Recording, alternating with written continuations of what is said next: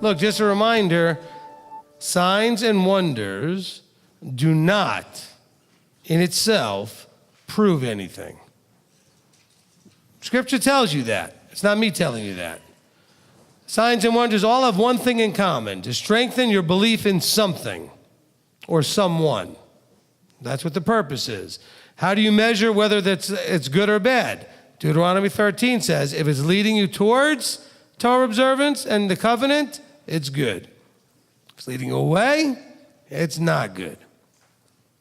So let's be careful with that, because people will tell me about the amazing things they saw in church. I don't doubt it happened.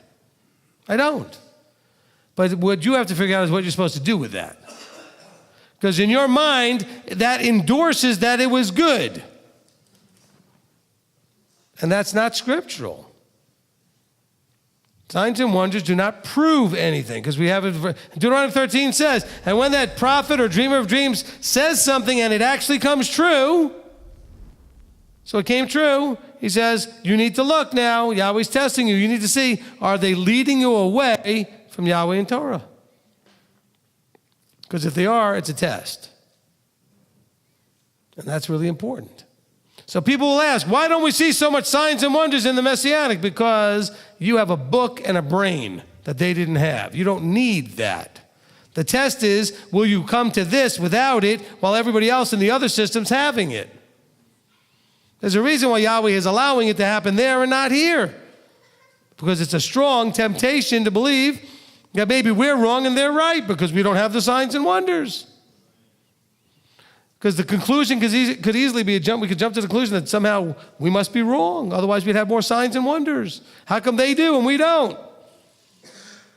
Because we have a book, and when the signs and wonders were a big deal back in Yeshua's day, they didn't have a book.